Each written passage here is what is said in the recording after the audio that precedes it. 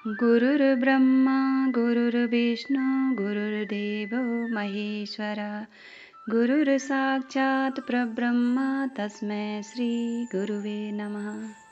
मैं अपने गुरुदेव महादेव के चरणों में कोटि कोटि प्रणाम करती हूँ। माँ भवानी के चरणों में कोटि कोटि प्रणाम करती हूँ। सभी देवी देवताओं के चरणों में कोटि कोटि प्रणाम करती हूँ। सभी गुरु भाई बहनों को मेरा कोटि कोटि प्रणाम। सभी का बहुत बहुत धन्यवाद। आज हम सुनेंगे शिव पुराण की रुद्र संहिता तृतीय खंड में से उमा देवी का दिव्य रूप से देवताओं को दर्शन देना, देवताओं का उनसे अपना अभिप्राय निवेदन करना और देवी का अवतार लेने की बात स्वीकार करके देवताओं को आश्वासन देना। ब्रह्मा जी कहते हैं, नारद देवताओं की इस प्रकार स्तुति करने पर दुर्गम पीड़ा का नाश करने वाले जग जननी देवी दुर्गा उनके सामने प्रकट हुई। वे परम अद्भुत दिव्य रत्नमय रथ पर बैठी हुई थी। उस श्रेष्ठ रथ में घुंघरू लगे हुए थे और मुलायम बिस्तर बिछे थे। उनके श्री विग्रह का एक एक अंग करोड़ों सूर्यों से भी अधिक प्रकाशमान और रमणीय था।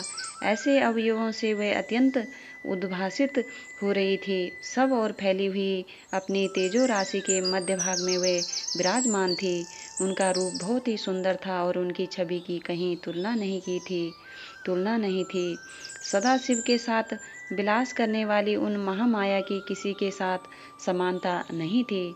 शिवलोक में निवास करने वाली वे देवी त्रिविध चिन्मय गुणों से युक्त थी। प्राकृत गुणों का अभाव होने से उन्हें निर्गुणा कहा जाता है। वे नित्य रूपा हैं।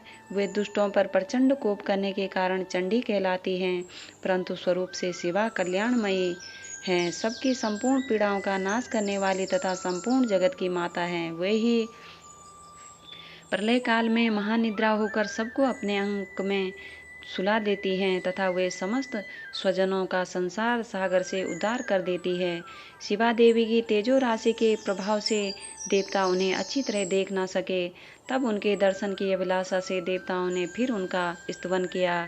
तदंतर दर्शन की इच्छा रखने वाले विष्णु आदि सब देवता उन जगदम्बा की कृपा पाकर वहां उनका सुस्पष्ट दर्शन कर सके। इसके बाद देवता बोले, अंबिके महादेवी, हम सदा आपके दास हैं। आप प्रसन्नता पूर्वक हमारा निवेदन सुने।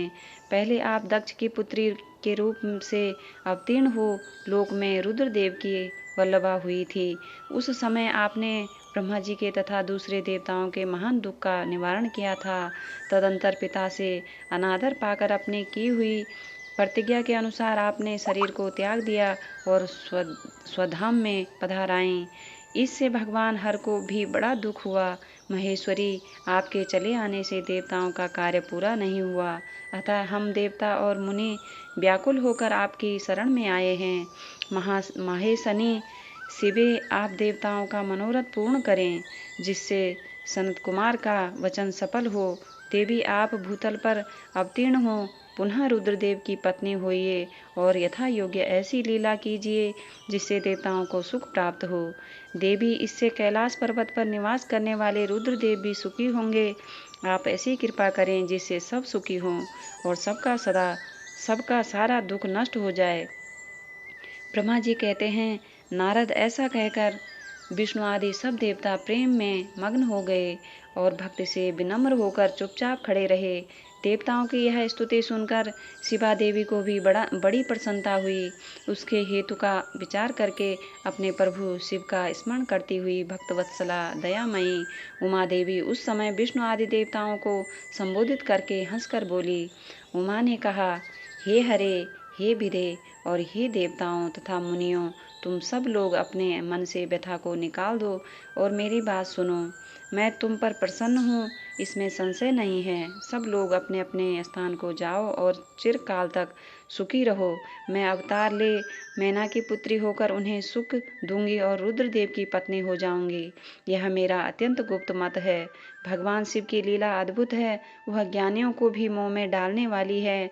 देवताओं, उस यज्ञ में जाकर पिता के द्वारा अपने स्वामी का अनादर देख, जब से मैंने दक्ष जनित शरीर को त्याग दिया है, तभी से वे मेरे स्वामी कालाग्नि रुद्रदेव तत्काल दिगंबर हो गए। वे मेरी ही चिंता में डूबे रहते हैं।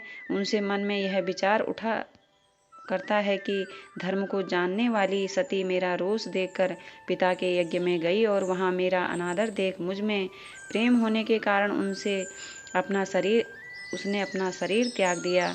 यही सोचकर वे घर बार छोड़ अलौकिक वेश धारण करके योगी हो गए।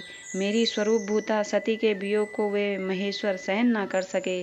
देवताओं, भगवान रुद्र की भी यह अत्यंत इच्छा है कि भूतल पर मैना और हिमाचल के घर में मेरा अवतार हो, क्योंकि वे पुनः मेरा पाणी ग्रहण करने की अधिक अभिलाषा रखते हैं। अतः मैं रुद्रदेव के संतोष के लिए अवतार लूंगी और लौकिक गति का आश्रय लेकर हिमालय पत्नी मैना की पुत्री होंगी। ब्रह्मा जी कहते हैं, नारद, ऐसा कहकर जगदम्बा शिवा उस समय समस्त देवताओं के देखते ही देखते अदृश्य हो गई और तुरंत अपने लोक में चली गई। तदंतर हर्ष से भरे हुए विष्णु आदि समस्त देवता और मुनि उस दिशा को प्रणाम करके अपने अपने धाम में चले गए।